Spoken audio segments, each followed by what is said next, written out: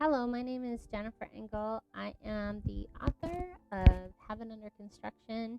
It is a book of poetry that I wrote in 2014 when I was going through cancer the first time. And then it was published in 2017. It's a poem for every day for at least over a year that I went through cancer. And what I've been doing for the month of October is I've been taking sections out of that book of lessons that I learned toward the end of my cancer journey. I started with reflective poetry, and then I moved into some specific lessons that I learned, and my reflection about where I was back in 2014 and where I am now in 2021 with the cancer coming back as well. So what I'm going to do is I'm going to flip the script here. I'm going to flip my phone over, and we're going to read the last two poems that is going to wrap up this mini series that I've done in October, although now it is November. I kind of took Halloween off. And then we are going to end with some tips, tricks, and strategies that I learned when I went through cancer, like some final tips. And then what I'm going to do is I'm going to read the first poem that I wrote in this book and the last poem. Here we go. All right, so we started off with the poem, Day 359 Under Construction. And then we moved into Stop, where we were going to stand still, we were going to take inventory, we were going to observe our surroundings or our options, and then we were going to plan a route. And then we moved into going slow when we actually planned that route and chose it. So the first thing that we were going to do when we planned that route was we were going to start small. We were going to look long term, and we were going to observe how things were going. And then we were going to weigh the options of the things that we observed. And then we know that sometimes when we are on our treatments or plans, we end up taking a detour because they didn't go as we had actually planned. And during that time, I kind of talked about how I started off with Ibrance and how that was going for me in my treatment. And I'm detouring now and getting off of Ibrance, which I'll be talking about later in this video. And so when you're taking a detour, you're deciding what are you going to avoid in order to find a better place. You're going to eliminate the things that are not really working for you. You're going to take your time before you plan your new detour or your new route. You're going to weigh your options. What are the pros? What are the cons? And then you're going to understand where you are going. And then you're going to give yourself permission to readjust as needed. Whether you're going through cancer or any other medical issue, whether it's physical or mental, it might take a couple of detours before you finally get the route that is right for you.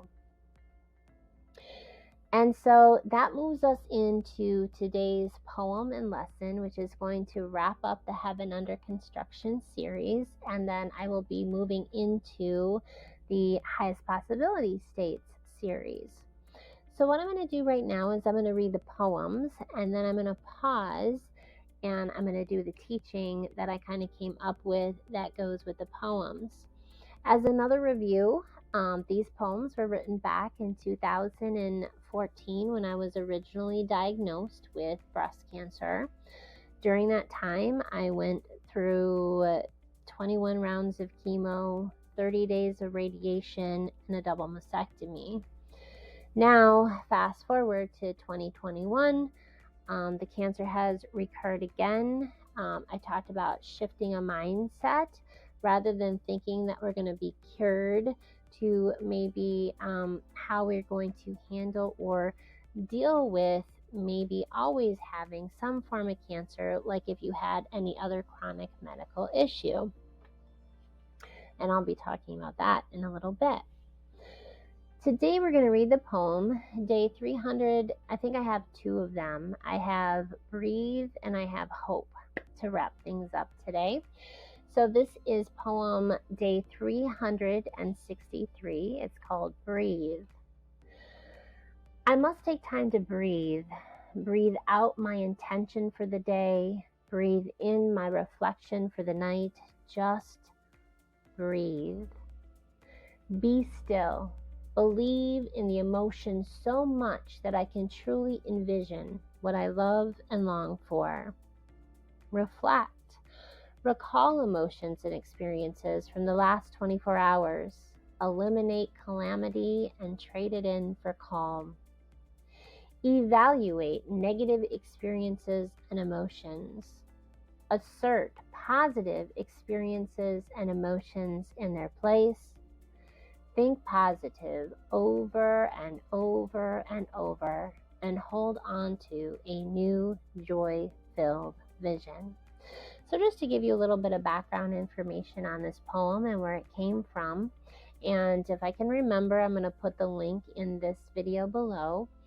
A huge thing that got me through cancer was mindfulness, meditation, and visualization. And another thing that's called script flipping. So hopefully I'll put a link to that video in this one below as well. Script flipping is where we take our mindset and we flip it. And I believed that I could use positivity to help recover myself physically, mentally, and emotionally. And I'm going to be honest, something that they don't really tell you during cancer treatment is that it can take you a very long time to recover. It took me like a year or more to recover physically. And then it took me like another several years, if you really want me to be honest, to get over the anguish and the anger that going through that actually created. And then emotionally, I realized that I had post-traumatic stress syndrome after going through the treatment. And then I was finally able to script flip and talk about not just post-traumatic stress, but also post-traumatic growth. All the different things that I learned from going through that, which made me a better and a stronger person after going through that. But to be honest, it took like 4, 5, 8 years of constantly practicing mindfulness, meditation, visualization, and script flipping. And I constantly have to readjust every time that you handle a new diagnosis. The first time it's traumatic. The second time the cancer came back last fall, it was small. It was just on my spine. 3 doses of radiation, not a bad thing. Move on to now, it seems to have magnified. So you're always constantly having to kind of readjust. And when it keeps popping up, how do you handle that? So again, taking time every day, one of the things that I say is go through your habits and your routines. You create those 3 to 5 every day, and they don't have to be deep and meaningful. But I would say the third one or the last one or somewhere, or maybe the first one, do include purposeful mindfulness, meditation, visualization, and or script flipping. And again, I'm not going to go through those. I'll just put a link in the video below. That if you want to learn more about that, I talk about those in other videos. So I'll put that below. So just taking time to breathe every day and to be still and to kind of scan yourself for any negative emotions and thoughts and feelings you have, and then asking, how can I flip this into something a little bit more positive? That's what I was trying to do on day 363, over a year later of having cancer. You went through it all. Now what do? You just be still, you breathe, and you just take it one step at a time, because it's a very long road to recovery. And then on day 364, I created the poem Hope. Now this was not me who came up with this acronym, but it actually gave me hope when I saw it. And so here it goes. Hope. In the stillness, I found peace everlasting. In reflection, I found God inside of me. In evaluation, I learned that it's the uncomfortable moments that help us grow most. In asserting my own positivity and gratitude, not only do I hear, hold on, pain ends, but help others find peace everlasting. And that is a vision that I can hold on to and believe in. Now I must go into the world and preach the good news to all who will listen. All right, so now I'm going to flip the screen around for just a minute, and I'm going to talk about some really specific teachings that I have in regard to these two poems as they apply to today's situation in 2022. So now that we know how to stop and breathe and hold on to hope, what I want to talk about now is some final things to think about. So one of the deepest things that you're really going to have to go inside yourself and ask is, what is more important to you, quality of life or quantity of life? Because one of the things that I'm learning is you shouldn't have to be in pain. Cancer treatment shouldn't have to be this huge, huge painful thing. Now, there is some confliction about this. Some people say, well, you're actually burning out or you're killing the cancer cells, so there is going to have to be a little bit of pain. And in some aspects, maybe that is true. Maybe the initial time. I don't know. I do know that at the end of Heaven Under Construction, the first time I went through it, I know that I was really questioning, did I choose the right treatment or not? And in the end, I did make peace with the treatment that I chose at the time. Fast forward to 2021, and now I have a little bit more knowledge of what each treatment is like. So I had to do a deep dive, and I did that through the meditation, the visualization, the script flipping. I took some time every day, and I decided that quality of life was more important than quantity of life. So when my doctor went over the different aggressive treatments, at the top was still chemo and radiation.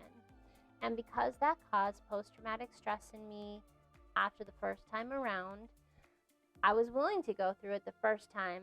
I'm not really willing to go through it a second time, because I just got my hair back and I just got my looks back, and it actually took me like 8 years or more to finally get to this point, because I had so much anger that I was actually taking it out on my hair and shaving it off.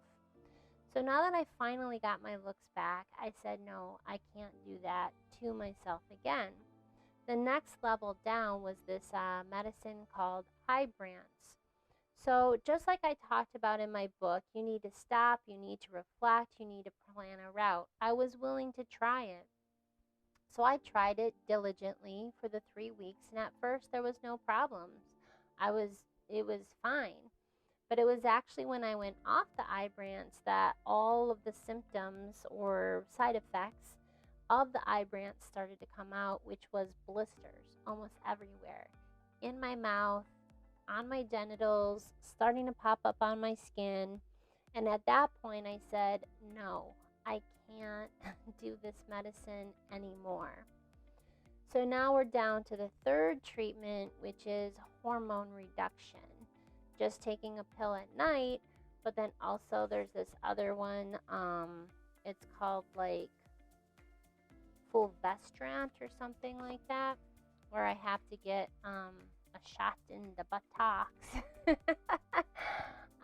For the first 3 weeks or the first 3 times I need to get it every 2 weeks, and then it just goes to once a month after that. Since my cancer likes estrogen, we're trying to block and reduce all estrogen in the body as much as possible.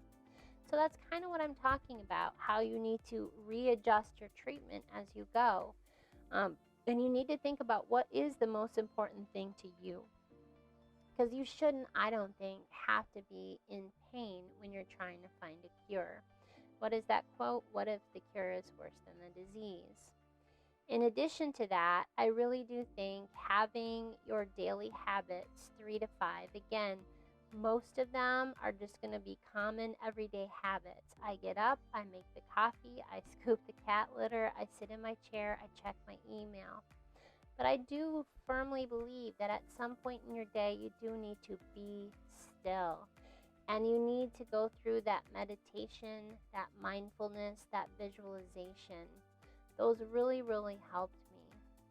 Because what that can do is it can help you let go of fear. It can help you let go of guilt, not just for yourself. Because when you're going through treatment, first of all, there's fear. And you have the right and you should go through every emotion. The thing that I don't want people to do is to stay in the fear, to stay in the anger, because I believe that imprisons you or holds you back. So what you need to do is you need to use meditation, visualization, script flipping to move through the fear, to move through the guilt of being a breast cancer survivor or being a burden to people while you're going through treatment. Going through insecurities. I mean, I tell people I look like the Sally doll, with all the scars and everything that I have on my body. So you have the right and you need to feel those emotions, but you need to move through them rather than get stuck in them. The other thing that I found is sometimes you don't just take on your own emotions, but you take on the emotions of the people around you, your caregivers, the people who love you, because they are also going through fear and things like that.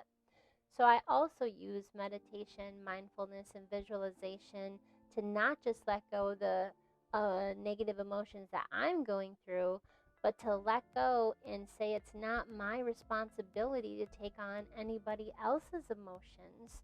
I have to let them go through their emotions, and I need to let them handle it and go through it as well. Which leads me to my next point. Don't do this alone. Gather a team around you. Your oncologist, maybe pull in a nutritionist, maybe pull in, physical therapist, whatever you need to get through this, gather a team around you. And then also that team can help you reflect, is this treatment the right treatment for you? Sometimes they can be outside observers to kind of tell you how the treatment is affecting you, because sometimes it can affect you mentally and emotionally and you're not even aware of it, but they might be able to help you do that as well. So my top tips is to be still, keep your habits, use mindfulness, meditation, and gather a team around you. And then what I did is to further help people, I wrote another book called Highest Possibility States. And what I did with that is I took all the tips, the strategies that I learned, how to meditate, what is it, how to visualize your subconscious, and how to clear it out. And all of these tips and tricks and strategies is what helped move me through fear, guilt, post-traumatic stress, all of those things. It's simple. So I'm hopefully going to make some videos to go along with this book. I don't know if it'll be fully for the month of November or not, so you can look forward to that. But I do have a website already, and I have some YouTube videos, so you can check that out. And this is for sale on Amazon as well. But what I want to do is I want to end with where I started and where I ended up on my journey. So day 1, the actual poem is what is on the back of Heaven Under Construction. So here we go. Day 1, pink. Something's not right. Go to the doctor. Bomb drops. You have cancer. I'm on team pink. I don't like pink. The hue, the color of shock and pity. Words fall, not you, like leaves whirling in the wind. Feelings start to become unhinged. Approach me directly. Ask me your questions. I am not afraid. Let the story begin. All right, the conclusion. My eyes now reflect back upon images hued in shades of pink, the color of love, which I now believe I deserve. I've made peace with imprisoned monsters, which I help release and transform through visualization and meditation. From guilt to grace, from anger to love, from jealousy to gratitude, from dis-ease to ease, deleting old programming, which is not efficient or effective. Dark to light, lies to truth, denial into acceptance of what I went through, traumas, dark and deep, now released into the hands of love. I no longer hate the color pink. It is the symbol of unconditional love. I hope that this video or the videos that I've done over the past month have helped people so that you can use them to first help yourself and then use any other tips, tricks, strategies that you've gained through your experience to first help yourself and then to help those around you. I hope you join me when I do start posting things for highest possibility states. I hope you have a gratitude-filled November where you can give thanks for all of the lessons that your journey has taught you and that you move back into light and love in December. Peace and blessings.